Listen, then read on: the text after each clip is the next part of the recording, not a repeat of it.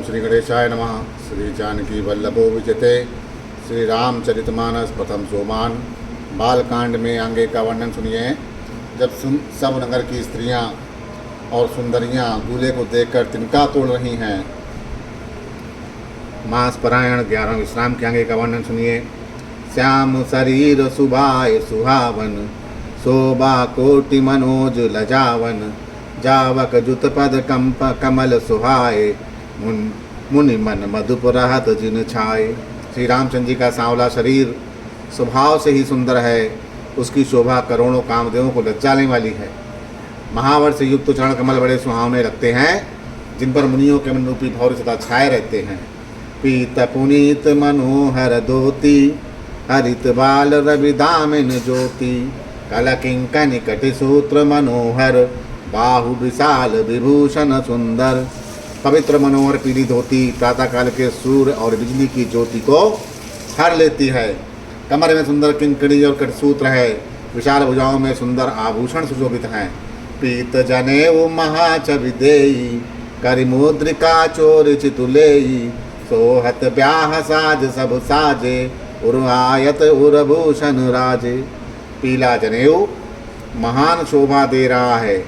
हाथ की अंगूठी चित्त को चुरा लेती है। ब्याह के सब साज सजे हुए वे शोभा पा रहे हैं। चौड़ी छाती पर हृदय पर पहनने के सुंदर आभूषण सुशोभित हैं। पियर उपरना काखा सोती, दौआ चरही लगे मन मोती, नयन कमल कल कुंडल काना, मदनु सकल सौंदर्य निधाना। पीला दुपट्टा कांखा सोती यानी जनेऊ की तरह शोभित है, जिसके दोनों छोरों पर मणि और मोती लगे हुए हैं। कमल के समान सुंदर नेत्र हैं। कानों में सुंदर कुंडल और मुक्त तो सारी सुंदरता का खजाना ही है। सुंदर प्रकृति मनोहर नासा, बाल तिलक रचर तनिवासा, शोभत मौरि मनोहर माते, मंगलमय मुक्ता मणि गाथे।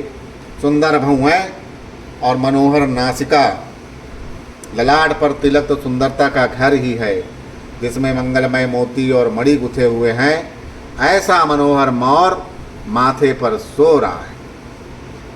गाते महामणि मोर मंजुल अंग सब चित चोराही, पुर नारी सुंदर सुंदरी बरही, बिलोकी सब तीन तोरही।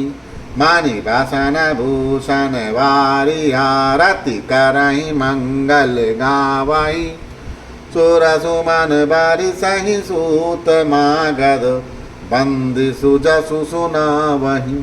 सुंदर मोर में बहुमूल मणियाँ गुथी हुई सभी अंग चित्त को चुराए लेते हैं। सब नगर की स्त्रियां और देव सुंदरियां दूल्हे को देखकर तिनका तोड़ रही हैं, उनकी मलैयाँ ले रही और मणि वस्त्र और आभूषण छावर करके आरती उतार रही है और मंगलगान गा रही हैं। देवता फूल बरसा रहे हैं और सूत मागध तथा भाट सुयस सुना रहे हैं। कोहबा रही आने कुंवरी, कुंवर सुरई सुन सक पाई के, अति प्रीत लौकिक रीत लागी, करन मंगल गाय के। लहु गौरी गौरी सिखाव राम, सीय संसारद कहें, रनवासु हासु बिलास रस बस, जन्म को फल सब लहें। सुहागनी स्त्रियां सुख पाकर कुंवर और कुमारियों को कोहबर या कुल देवता के स्थान में ले लाईं और अत्यंत प्रेम से मंगल गीत गा कर लौकिक रीत करने लगी। पार्वती जी श्री रामचंद्र जी को लहकौर यानी वर वधू का परस्पर ग्रास देना सिखाती हैं और सरस्वती जी सीता जी को सिखाती हैं। पार्वती जी श्री रामचंद्र जी को और सरस्वती जी सीता जी को सिखाती हैं कि वर वधू का परस्पर ग्रास देना। रनिवास हास विलास के आनंद में मग्न हैं। श्री राम और सीता जी को देख देख कर सभी जन्म का परम फल प्राप्त कर रही है। निज पानी मनि महु देखयति, मूरति स्वरूप निधान की, चालती न भुज बल्ली बिलोकनी, बिरह भय बस जानकी। कौतुक विनोद प्रमोद प्रेम, न जाय कहीं जानहि अली, बर कुंवर सुंदर सकल सखी, लवाई जनवा से ही चली।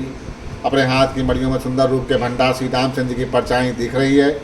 यह देखकर जानकी जी दर्शन में वियोग होने के भय से बाहु रूपी लता को और दृष्टि को हिलाती डुलाती नहीं है।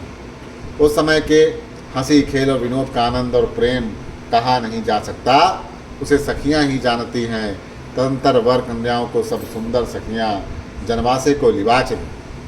तही समय सुनय आशीष जहाँ तहाँ नगर नभ आनंद महा चिरजहु जोर चारु चारयो मुदित मन सबही कहा जोगेन्द्र सिद्ध मुनि सदैव बिलोकि प्रभु दुदम बिहनी चले हरसि बरसि प्रसून निज निज लोक जय जय जय भनी।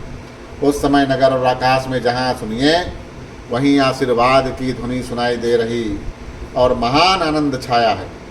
सभी ने प्रश्न मन से कहा कि सुंदर चारों जोड़ियां चिरंजीव हो, और प्रसन्न मन से सभी ने उनको आशीर्वाद दिया। योगी राज सिद्ध मुनीश्वर देवताओं ने भी प्रभु श्री रामचंद्र जी को देखकर दुदंबी बजाई और हर्षित होकर फूलों की वर्षा करते हुए तथा जय हो जय हो जय हो कहते हुए वे अपने अपने लोक को चले। सहित बदूटहि कुंवर सब तब आए पितु आपास शोभा मंगल मोद भरी उमगो जनु जनुवास। तब सब चारों कुमार बहुओं सहित पिता के पास आए। पिताजी के पास आने पर ऐसा मालूम होता है कि मानो शोभा मंगल और आनंद से भरकर जनवासा उमड़ पड़ा हो। पुन जेवनार भई बहु बाती पठय जनक बुलाए बराती परत पावड़े बसन अनूपा सुतह सवेत गवन कियो भूपा। फिर बहुत प्रकार की रसोई बनी। जनक जी ने बरातियों को बुला भेजा। राजा दशरथ ने पुत्रों सहित गमन किया। अनुपम वस्त्रों के पावड़े पड़ते जाते हैं। सादर सबके पाए पखारे जता जोग पीढ़ी पैठारे दोए जनक अवधपति चरणाशील सनेहु जाई नहीं बरना। आदर के साथ सबके चरण धोए और सबको यथा योग पीढ़ियों पर बैठाया। तब जानकी जी ने जनक जी ने अवधपति दशरथ जी के चरण धोए। उनका शील और स्नेह वर्णन नहीं किया जा सकता। बहुर राम पद पंकज धोए जे हर हृदय कमल महु बोए तीन वो भाई राम सम जानी दोए चरण जनक निज पानी। फिर श्री रामचंद्र जी के चरण कमलों को धोया जो श्री शिव जी के हृदय कमल में छिपे रहते हैं। तीनों भाइयों को श्री रामचंद्र जी के ही समान जानकर जनक जी ने उनके भी चरण अपने हाथों से धोए। आसन उचित सब ही नृप दीने बोली सुपुकारी सब लीने सादर लगे परन पनवारे कनक कील मणि पान सवारे। राजा जनक ने सभी को उचित आसन दिए और सब परसने वालों को बुला लिया। आदर के साथ पत्तलें पड़ने लगी जो मणियों के पत्तों से सोने की कील लगाकर बनाई गई थी। सुपोधन सुरभि सरपी सुंदर स्वादु पुनीत छन महु सबके परसिगे चतुर सुवार विनीत। चतुर और विनीत रसोइयाँ सुंदर स्वादिष्ट पवित्र दाल भात और गाय का सुगंधित घी क्षण भर में सबके सामने परस गए। पंच कंवल करि जेवन लागे गारी गान सुनियति अनुरागे भांति अनेक परे पकवाने सुधा सरिस नहीं जाई बखाने। सब लोग पंचकौर करके अर्थात प्राणाय स्वाहा अपनाय स्वाहा व्यानाय स्वाहा उदानाय स्वाहा और समानाय स्वाहा इन मंत्रों का उच्चारण करते हुए पहले 5 ग्रास लेकर भोजन करने लगे। गाली का गाना सुनकर वे अत्यंत प्रेम मग्न हो गए। अनेकों तरह के अमृत के समान स्वादिष्ट पकवान परसे गए जिनका बखान नहीं हो सकता। परुसन लगे सुवार सुजाना व्यंजन विविध नाम को जाना चारि भांति भोजन विधि गाई एक एक विधि बरन न जाई। चतुर रसोइया नाना प्रकार के व्यंजन परसने लगे, उनका नाम कौन जानता है। 4 प्रकार के चर्व चोष लेहा पेय अर्थात चबा चबा कर चूस के चाट के और पी के ऐसे भोजन की विधि कही गई है। इनमें से एक एक विधि के इतने पदार्थ बने कि जिनका वर्णन तो हो ही नहीं सकता। छरस रुचिर व्यंजन बहु जाति, एक एक रस अगणित भांति। जैवत दही मधुर दुर्गारी, लय लय नाम पुरुष अरुणारी। छहों रसों के बहुत सुंदर व्यंजन हैं, एक एक रस के अनगिनती प्रकार के बने। भोजन करते समय पुरुष और स्त्रियों के नाम ले लेके वहाँ की स्त्रियाँ मधुर ध्वनि से गाली दे रही हैं, गाली गाई जा रही है। समय सुहावनि गारी बिराजा, हसत राव सुन सहित समाजा। ऐ विद सबहि भोजन कीन्हा, आदर सहित आचमन दीन्हा।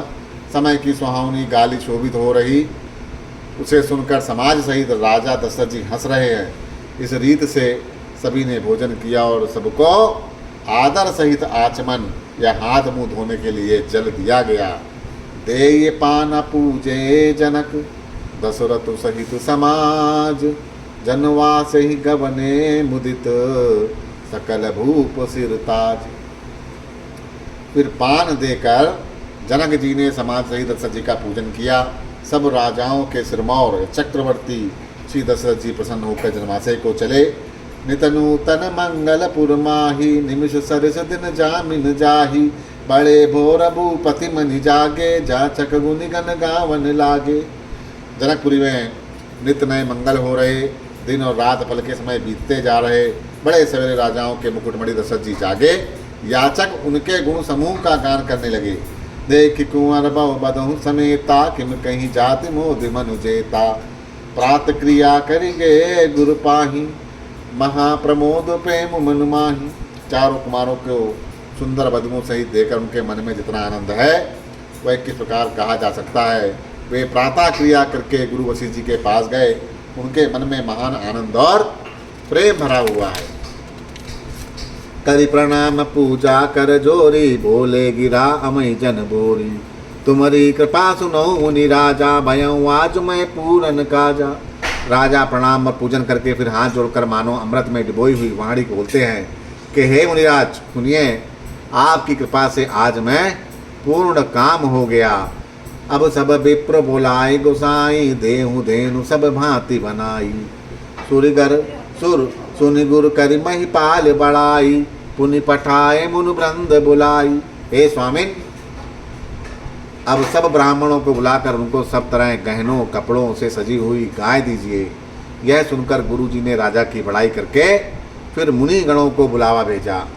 वामदेव अरुदेव ऋषि, वाल्मीकि जावाली। आए मुनिवर निकर तब, कौशिकादि तपसाली। तब वामदेव, देव ऋषि नारद, वाल्मीकि, जाबाली और विश्वामित्र आदि तपस्वी श्रेष्ठ मुनियों के समूह आए। दंड प्रणाम सबहि नृप कीन्हे, पूज सप्रेम बरासन दीन्हे। चार लक्ष्य बर धेनु मंगाई, काम सुरभि समशील सुहाई। राजा ने सबको दंडवत प्रणाम किया और प्रेम सहित पूजन करके उन्हें उत्तम आसन दिए। 4 लाख उत्तम गाय मंगवाई जो कामदेव के समान अच्छे स्वभाव वाली और सुहावनी थी। सब विध सकल अलंकृत कीनी, मुदित महिप मई देवन दीनी। करत विनय बो विध नर नाहू, लहू आज जग जीवन लाहू। तब सबको सब प्रकार से गहनों कपड़ों से सजाकर राजा ने प्रसन्न होकर भूदेव ब्राह्मणों को दिया। राजा बहुत तरह से विनती कर रहे हैं कि जगत में मैंने आज ही जीने का लाभ पाया है। पाये आशीष महेश अनंदा, लिए बोल पुनि जाचक वृंदा। कनक बसन मन है गए चंदन, दिए भूज रुचि रवि कुल नंदन। ब्राह्मणों से आशीर्वाद पाकर राजा आनंदित हुए। फिर याचकों के समूह को बुलवाया और सबको उनकी रुचि पूछकर सोना वस्त्र मणि घोड़ा हाथी और जिसने जो चाहा सूर्य कुल को आनंद करने वाले दशरथ जी ने दिए।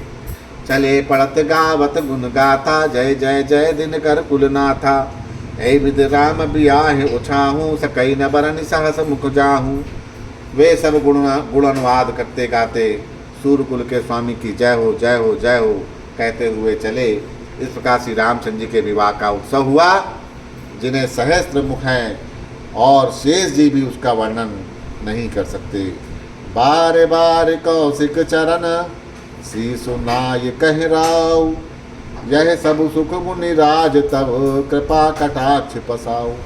बार बार विश्वामित्र जी के चरणों से मैं सिर नवाकर राजा कहते हैं, मुनिराज यह सब सुख आपके ही कृपा कटाक्ष का प्रसाद है। जनक स्नेहुशील करतूति नभ सब भांति सराहे विभूति।